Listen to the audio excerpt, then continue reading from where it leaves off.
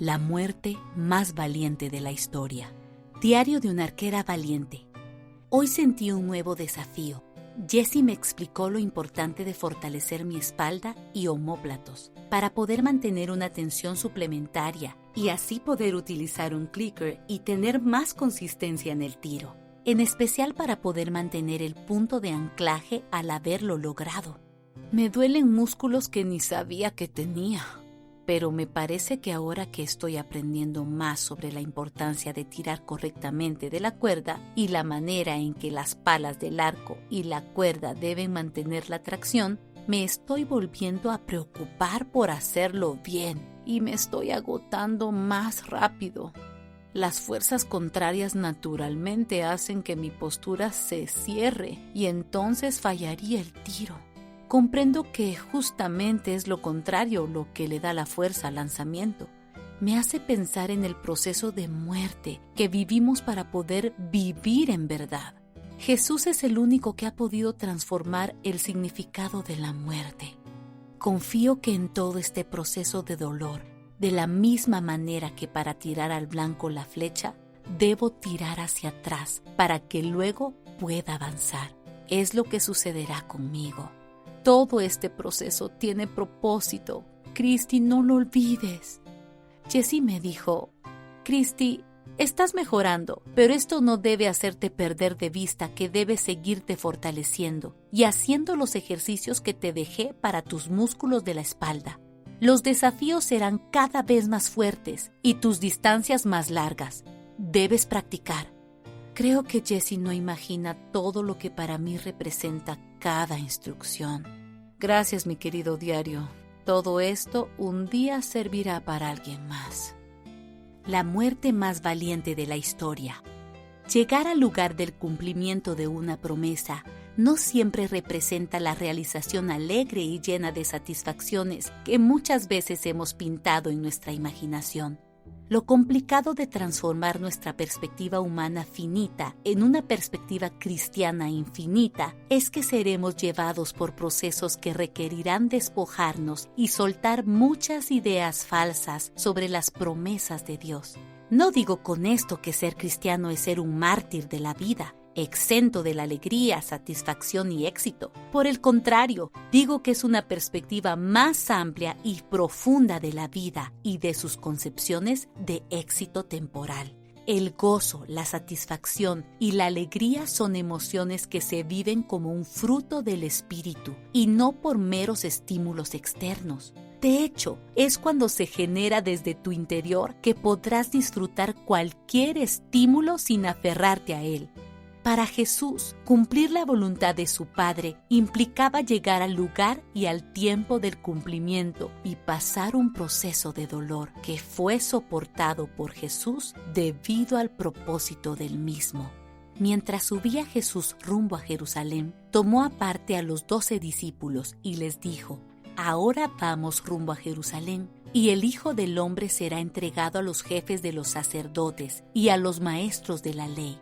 Ellos lo condenarán a muerte y lo entregarán a los gentiles para que se burlen de él, lo azoten y lo crucifiquen, pero al tercer día resucitará».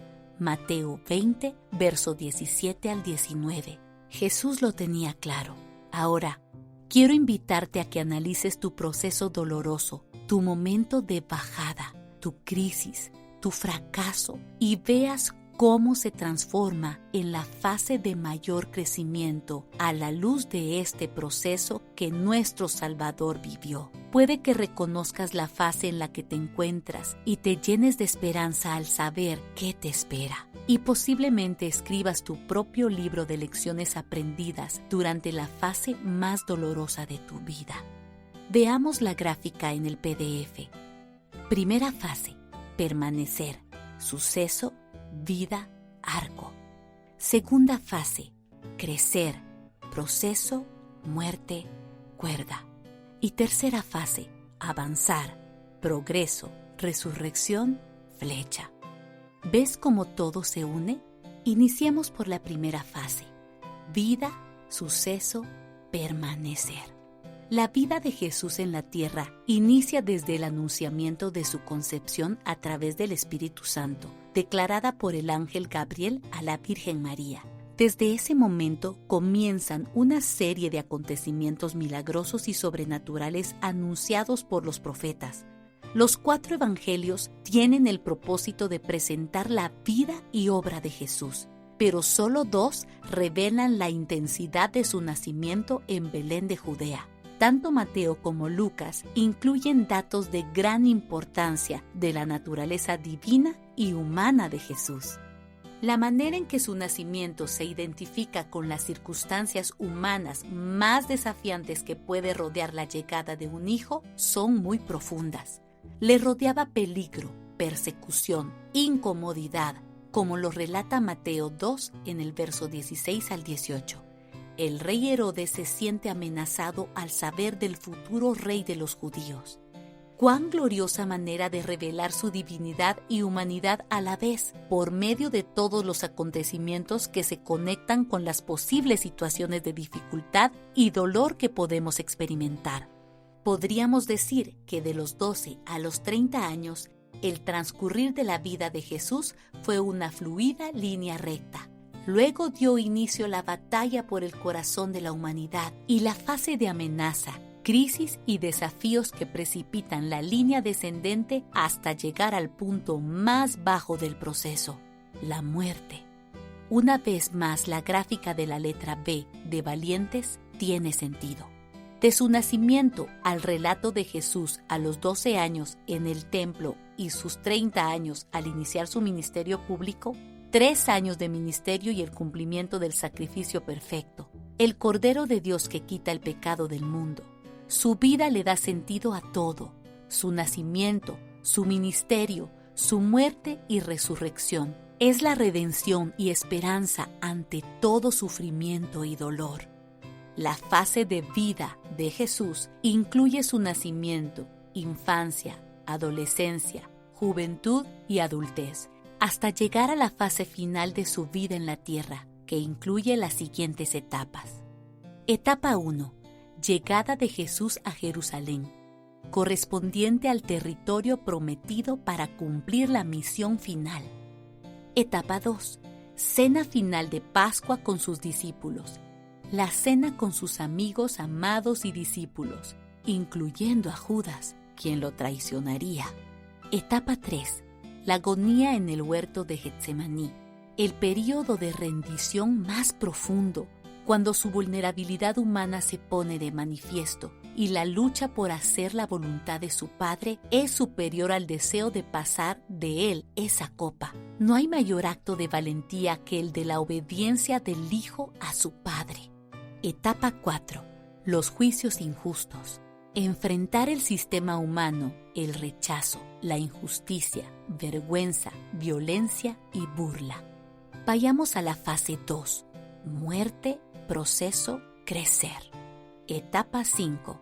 La crucifixión que incluye la vía dolorosa, el camino que lleva desde la residencia de Poncio Pilatos en Jerusalén hasta el monte Gólgota, lugar de la crucifixión. Etapa 6. La sepultura, una fase poco estudiada, pero sumamente importante para la aplicación en nuestros procesos de duelo y manejo de las crisis, que es fundamental para la sanidad que nos llevará más allá de la recuperación, nos llevará a la resurrección. Fase 3. Resurrección, progreso, avanzar. Etapa 7. Resurrección. Dedicaré toda la tercera sección del libro al progreso sustentado por ella. Una perspectiva diferente de la etapa de sepultura. Nunca antes había comprendido el proceso de duelo como en esta fase de mi vida. Más allá de los aspectos a tratar por la fase conocida de duelo, comprendí cómo Dios me estaba acompañando a mí y cómo se debía acompañar a alguien en una fase así. De nuevo veamos la gráfica de la B. Hice una figura integrada con los conceptos y la comprensión que hemos integrado hasta este punto, pero quiero invitarte a ver tu propio proceso en ella. Veamos la gráfica en el PDF. Iniciemos por la vida, ese momento donde aparece la amenaza, o le podríamos llamar precrisis. Luego, vivimos el suceso inesperado, la tragedia. Hay una percepción y respuesta.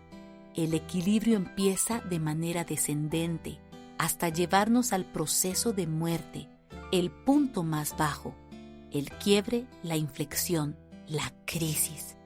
Luego empezamos a ascender, inicia la recuperación. El equilibrio aún es inestable. Se restablece el equilibrio. Empieza el desarrollo y crecimiento para dar como punto final el avance, la resurrección y vivir el progreso. A esto le denominamos post-crisis.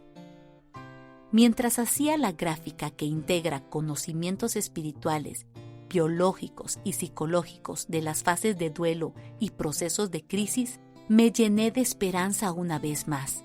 A través de ella puedes situarte en la fase que estés y darte cuenta de que lo que estás viviendo será para tu resurrección plena. Aunque la sepultura para Jesús no representa descomposición porque su cuerpo no conoció corrupción, lo que representa el día sábado y la tumba es sumamente simbólico y aplicable a nuestra humanidad y procesos de duelo. Como nos lo señala Robert H. Stein en su libro Jesús, el Mesías, muchas veces no se daba sepultura a los delincuentes. Tomemos en cuenta que Jesús era considerado uno y fue crucificado junto a dos más. Según los romanos, pudiera ser que fueran arrojados a algún barranco o depositados en una fosa común. Sin embargo, esto no ocurrió con el cadáver de Jesús. José de Arimatea, un seguidor secreto de Jesús y miembro del Sanedrín, fue un instrumento de Dios para el cumplimiento de una de las profecías sobre el Mesías, que sería sepultado con la clase rica.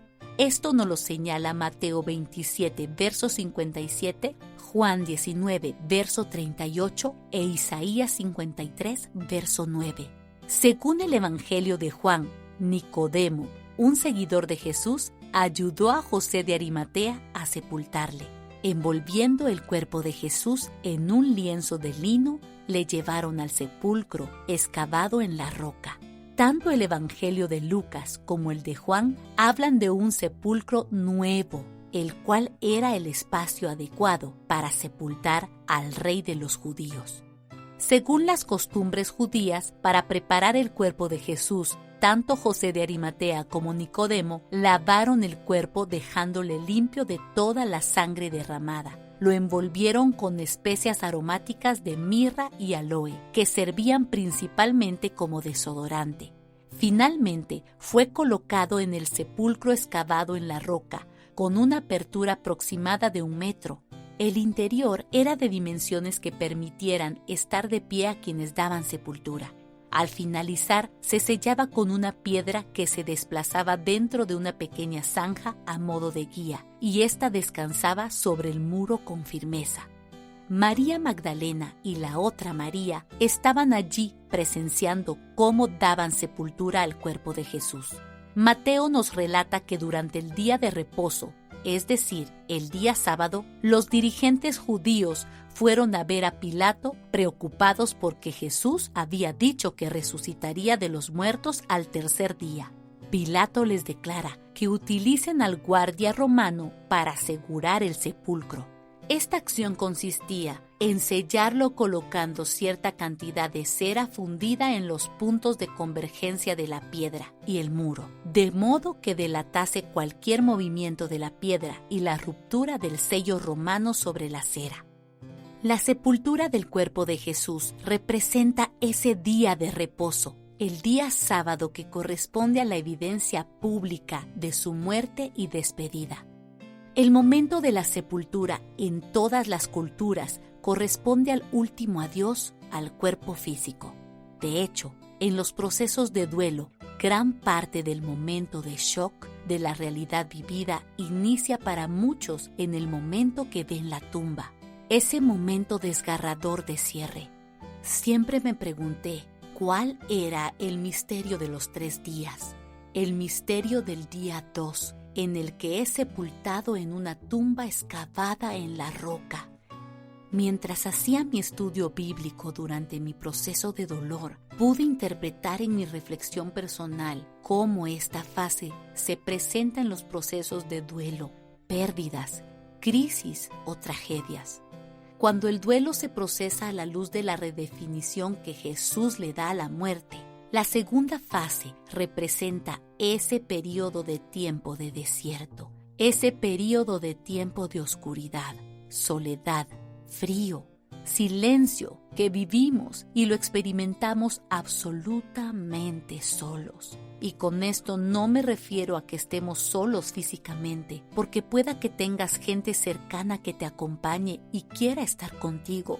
Me refiero a que ese proceso de sepultura, de despedida, es tan personal e íntimo.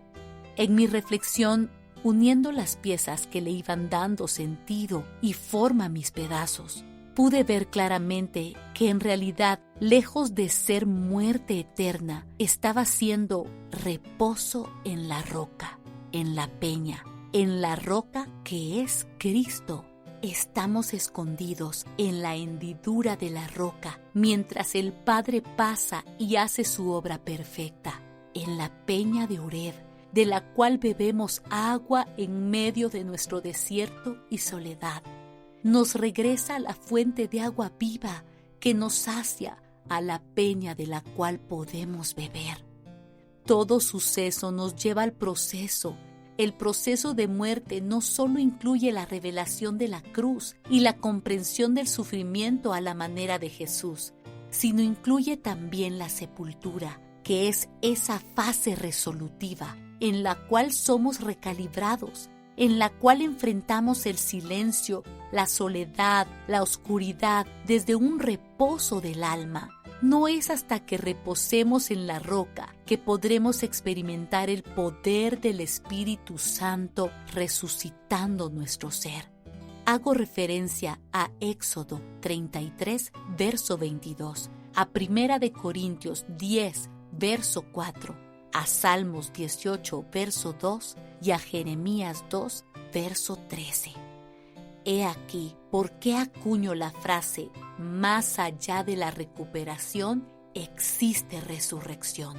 Ser resucitado es la verdadera vida, vivir en la resurrección de Cristo, porque se requiere morir y sepultar la humanidad con todas sus corrupciones en la roca de salvación, para poder entrar en el reposo de Dios y vivir el proceso de desierto, experimentando el agua de la roca y sepultando nuestra vieja naturaleza para que podamos recibir la visitación del Espíritu Santo que resucite nuestra vida, corazón, emociones, sueños, ministerios, ilusiones, matrimonio, relaciones, esperanzas.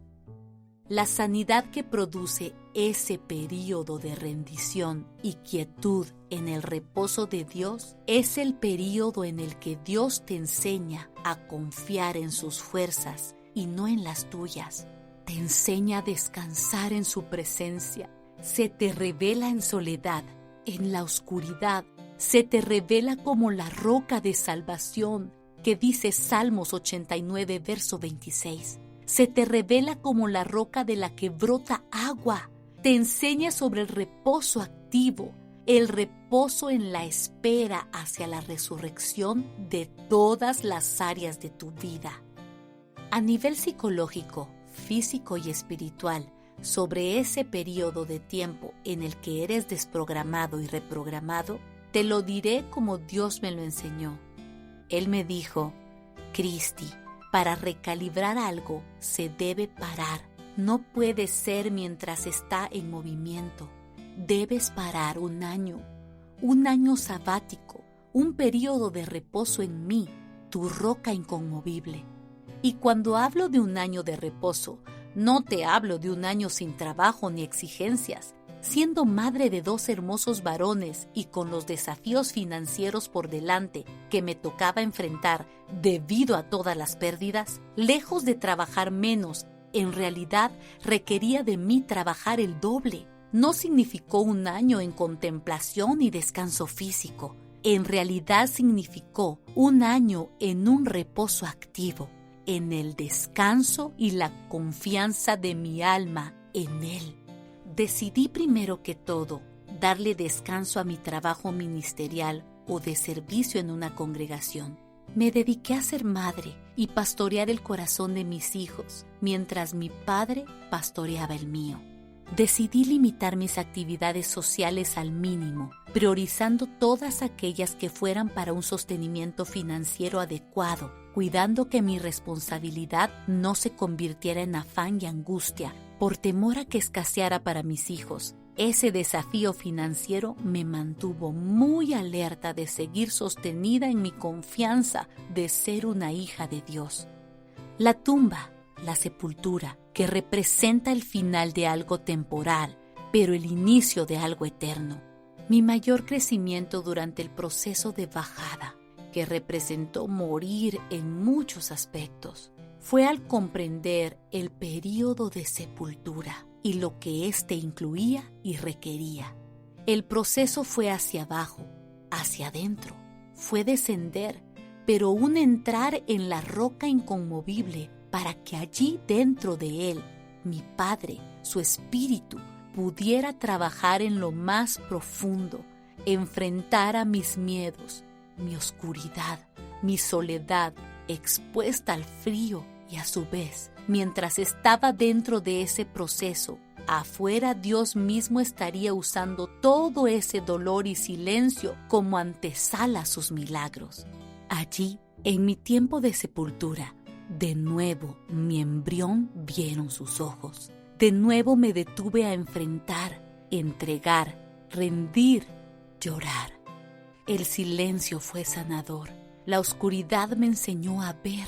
El frío se convirtió en preservador de vida. La sepultura de Jesús contiene tanto dentro de sí.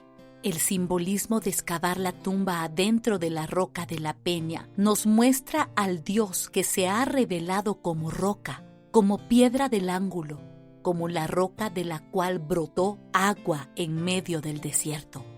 La sepultura también representa el bautismo en agua, la sepultura que tiene lugar en la acción de bautizarse en agua, según Colosenses 2, verso 12. Dice así: ustedes la recibieron al ser sepultados con Él en el bautismo. En Él también fueron resucitados mediante la fe en el poder de Dios, quien los resucitó de entre los muertos. ¡Qué hermosa metáfora la de descender a las aguas y simbolizar el morir en Cristo como un acto de obediencia y declaración pública de nuestra fe en el sacrificio de Jesús! Esto sucedió durante ese proceso de reposo en la roca. Toda mi vida y experiencias cristianas cobraron otro sentido y profundidad. Sabía que ese momento, adentro de la peña, de la roca inconmovible, estaba permitiéndome dejar todo lo muerto en las aguas del bautismo, para de nuevo ser un testimonio de su poderoso amor y resurrección. La barca que debe encallar y detenerse para poder salvar la vida, la sepultura en el día sábado, día de reposo, nos revelan que la fase de muerte incluye un periodo de tiempo que es clave para el resurgimiento. Es clave para ir más allá de una recuperación psicológica, espiritual, física, social, lingüística. Te pregunto, ¿cuándo se sanaron y cicatrizaron las heridas de Jesús? En el momento en que el Espíritu Santo lo resucitó de los muertos. Ese milagro fue en privado, la evidencia fue pública, pero el momento de la resurrección adentro de la tumba fue un milagro privado, fue a puerta cerrada, fue en silencio y en medio de la oscuridad. Las películas nos muestran la luz que destelló, las imágenes que nos vienen respecto a lo sucedido, pero a ciencia cierta, nadie estuvo allí adentro. El Cristo resucitado que muestra sus cicatrices y no heridas sangrantes es uno que ya está vivo. el milagro específico de los segundos exactos de la resurrección se dieron adentro de la roca. El sepulcro nos revela una fase determinante para experimentar la resurrección. Las heridas tienen diversos lugares para acontecer. Algunas suceden en lugares públicos, otras en lugares privados. Lo cierto es que todas y cada una de ellas se sana de manera privada. La sanidad y el proceso de recuperación del tejido celular es un acto privado del cuerpo mismo. El médico puede operar, la enfermera limpiar, pero es el cuerpo el que realiza la labor de manera interna. Es el Padre quien estuvo con Jesús adentro de esa sepultura, quien sanó, pero no de manera superficial, produjo nueva vida desde adentro, levantó de los muertos al Hijo, pero no al Hijo natural, sino al Hijo eterno. Era Dios encarnado, lo resucita y los discípulos lo ven en cuerpo humano. No ven solo el espíritu, ven también el cuerpo con cicatrices. Él comió y bebió con ellos. Tenía hambre, se reveló a ellos encarnado y así asciende al Padre. En otras palabras, las implicaciones de la resurrección también tienen lugar en el aquí y ahora de tu vida, no solo para la eternidad. La resurrección incluye toda tu recuperación, pero no solamente eso, sino un nuevo comienzo, resurgimiento para todo lo material y temporal, todo lo necesario para vivir, todos los sueños y emociones. Siempre me ha llamado la atención la encarnación de Cristo, que dignifica el cuerpo y lo temporal, le da el valor verdadero para lo que fue diseñado. Tu resurrección espiritual tiene implicaciones directas en todo, en tus emociones, relaciones, finanzas, proyectos, sueños, ideas, ilusiones y anhelos. El hecho de que Jesús haya resucitado en cuerpo le da el sustento a la importancia que Dios Padre le otorga a sanar nuestro cuerpo y todo lo que le constituye, psicológica, física y espiritualmente. Dios está trabajando en tu proceso de crecimiento a través de todas las crisis, tragedias o pérdidas de tu vida. Todo cambio genera pérdidas y toda pérdida requiere un duelo, y el duelo incluye una tumba sobre la cual se llora, pero la sepultura del Maestro nos regala una nueva perspectiva y revelación de una fase vital para experimentar la verdadera restauración, sanidad, libertad que están incluidas en la resurrección. Aún no hemos llegado a la tercera fase del libro, la tercera fase de la letra B, el progreso, el ascenso, el avance. Dios es el arquero perfecto. Cuando envió a su flecha a la tierra por la concepción del Espíritu Santo en el vientre de una mujer como tú y como yo, lo hizo descender del cielo a la tierra y nació de un vientre donde igualmente estaba siendo formado para nacer a la vida humana. Luego, estando vivo, Dios Padre lo hizo descender a la sepultura, donde lo hizo resucitar. Pero Él también descendió para vencer la muerte y de nuevo ascender al cielo con el Padre. De nuevo la gráfica de la letra B reflejada, descenso, ascenso, la flecha perfecta, el Hijo perfecto. Jesús fue lanzado por el Padre, el arquero perfecto, de la tierra hacia el cielo. Dios Padre nunca falló al blanco. Todo ascenso y descenso era parte del plan maestro. Nada se salía de su control. La palabra pecado viene de la voz griega amartia, que quiere decir pecado o pecar. Amartia tiene un significado etimológico muy antiguo. Significa errar al blanco o fallar, no acertar. Y nuestra realidad humana es que todos hemos errado al blanco.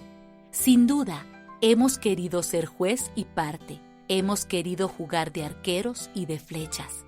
Nuestros intentos fuera de la voluntad de Dios siempre tendrán gran margen de error. Pero cuando entregamos nuestra vida una y otra vez a Jesús y tomamos su cruz y le seguimos, por su gran amor y misericordia, volverá a tomarnos cuales flechas para ser lanzadas al blanco. Podría decir que solo una flecha que ha reconocido que es hija, pero una hija que ha muerto a su voluntad y le ha dicho, haz la tuya, puede ser una flecha rendida a su arquero, que colabora con la cuerda, el proceso, y se deja llevar hacia donde el arquero jale la cuerda, porque con la misma intensidad que haya sido jalada y estirada esa cuerda, será la intensidad del impulso con el que la lanzará a su destino. Sí, deseo ser una flecha que no se resiste, sino que se deja tomar por el arquero. Podría decir una flecha muerta, pero más viva y útil que nunca. Una que colabora en el plan maestro, una que solo obedece, que toma su cruz cada día y le sigue. Dirigiéndose a todos declaró, si alguien quiere ser mi discípulo, que se niegue a sí mismo, lleve su cruz cada día y me siga. Lucas 9, verso 23. Porque ante todo les transmití a ustedes lo que yo mismo recibí, que Cristo murió por nuestros pecados, según las Escrituras, que fue sepultado, que resucitó al tercer día, según las Escrituras. Primera de Corintios 15, verso 3 al 6. Uno de los dolores más profundos de mi corazón fue sepultar tantos sueños construidos. Despedirme de ellos no fue sencillo. Lloré lágrimas que nunca imaginé que tenía. Pero el duelo cambió cuando comprendí que solo dormían, no estaban muertos, porque todos aquellos sueños que correspondieran al sueño de Dios, a su voluntad y no a la mía, realmente solo estaban pasando un proceso de transformación para ser resucitados por Él. Mi corazón, mi vida, mis hijos y sus corazones, todo estaba en sus manos. Parar, encallar, perder era necesario para poder confiar en el Cristo resucitado. Ahora bien, cada herida que Jesús iba sanando pasó su proceso y tuvo su propósito.